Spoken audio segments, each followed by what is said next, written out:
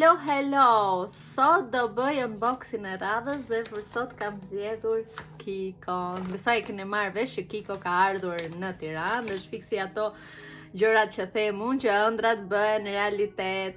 Dhe unë si një femër apo një vajzë që kam vite që blej te Kiko dhe më zhdashur gjithmonë të udhtoj në Itali për t'i bler, u lumturova shumë dhe patjetër ditën e hapjes shkova te dyqani dhe nuk rria dot pa bler 3 gjëra, sepse 3 gjëra kam bler sepse kam këndin e bukurisë plot me gjëra te Kikos dhe nuk kam vend ku i mbaj. Po duke qenë se ishte hapja, doja ta inauguroja hapjen në Tiranë me diçka të re nga Kiko. Do e tregoj tani çfarë kam bler.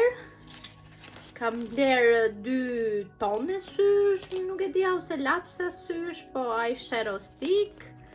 Kam marrë numrin 11 dhe 25-ën, i kam vendosur. Kjo është 11-a, kjo është 25-a. E bëra thjesht për shkurtim kohe. Nuk e di, më pëlqyen shumë dhe janë kështu si ngjyra pastele, janë fiks për tani në pranverë, jo se në dimër nuk do i vendos, do më thënë. Por mu duken shumë vibe sirene dhe unë gjë që është kështu vibe mistike i kam shumë qef. Ja shikojni, kjo është këtej dhe këto janë shumë kremoze, unë kam dhe 2 të tjera si këto. Kam një të bardhë dhe një si ngjyrë shampanje.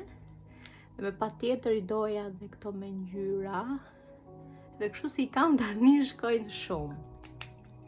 Dhe kam marrë dhe një palet sysh, unë kam 3 nga këto të tjera, po kjo ngjyra më kishte ngelur fiksim dhe thash, hajt po e marr. Shikoni sa e bukur është. Këto kanë të bukura që paktën ky koleksioni, këto që janë kështu si me dallk, që aktivizohen dhe me ujë, përdoren edhe pa ujë. Si është kjo? Në momentin që unë e vën kontakt me ujin, kjo bëhet akoma dhe më vibrant. Të vepra këtu. Sa e bukur.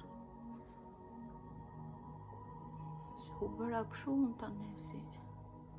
Fundova duke, ua sa shkoka kjo me këtë një herë. Po ka një kontrast shumë të bukur. Oh my god, shumë e bukur. To ishin blerjet e mia te Kiko, por më duhet të them diçka duke qenë se unë jam vërtet një njeri që bëj feedbacke shumë të sinqert. Çmimet ishin të kripura, le të themi, mbi Kikon, sepse Kiko nuk është ndonjë brand i shtrenjtë, kështu që Shqipëri e dashur të lutem mos e bëj Kikon të shtrenjtë, se me këto çmime unë për vete do vazhdoj të blej ende në Itali.